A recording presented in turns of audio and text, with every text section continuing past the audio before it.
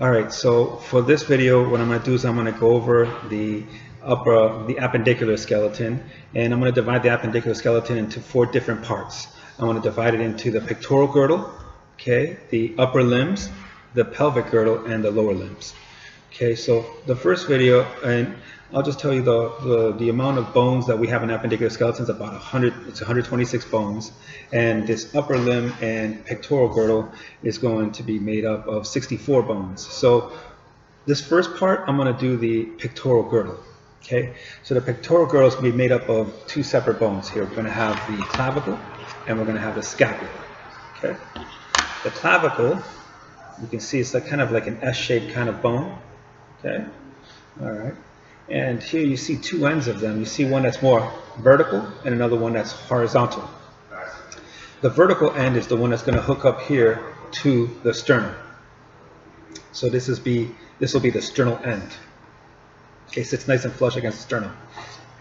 And the acromial end is the side that hooks up to the acromion of the scapula. You can see a model of it connected. The acromial end connected here to the acromion. Okay, and then the sternal end will end up connecting to, actually this is a left one, so this will be hooked up here to this side. The importance of this pectoral girdle is that it connects the upper appendage to our axial skeleton. It allows us to be able to do motions like this, adduct and abduct, flex and extend, medially and laterally rotate, circumduction. It allows us to do all kinds of stuff, these 2 bones together. Okay, so let's look at the clavicle first. The clavicle, you'll see this is the sternal end again, the acromial end.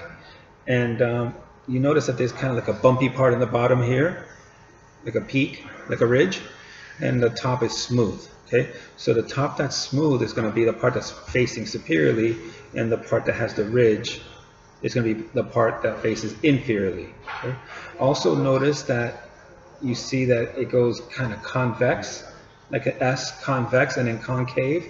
So the convex part is the part that's going to be medial, and the concave is the part that goes more lateral.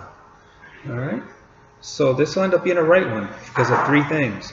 You have the sternal end going to the sternum, smooth on the top, and then here you have the convex facing towards the front and the concave facing towards the back. This is the right one here. Now here we have the scapula. Okay, scapula kind of looks like a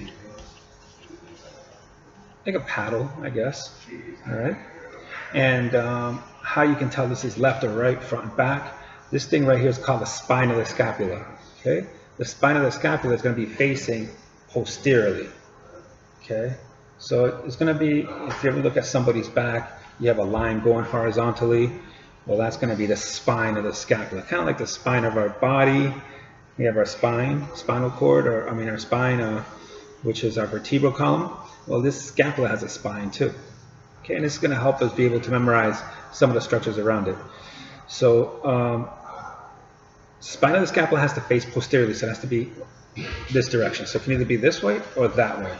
Second thing you can do is look at this glenoid cavity. That glenoid cavity eventually is going to end up hooking up to the head of the humerus, so that has to be facing laterally. So we can't put it this way because we don't want our humerus being down the middle of our body, so it's going to end up being this side, so the humerus can attach to that glenoid cavity. At the same time, we have the spine of the scapula facing posteriorly. Okay, so this is the right one. So we have our right clavicle connected here to our right scapula. Okay, so some of the structures here for the scapula. This spine will be a good demarcation, line of demarcation to distinguish the 2 fossas that are above and below it.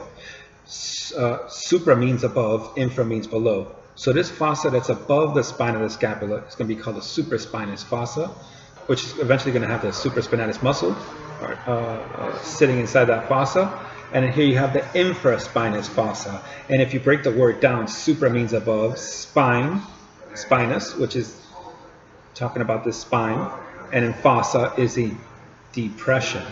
So supra, above the spine, fossa. The fossa below the spine is the infraspinous fossa. So supraspinous fossa, infraspinous fossa.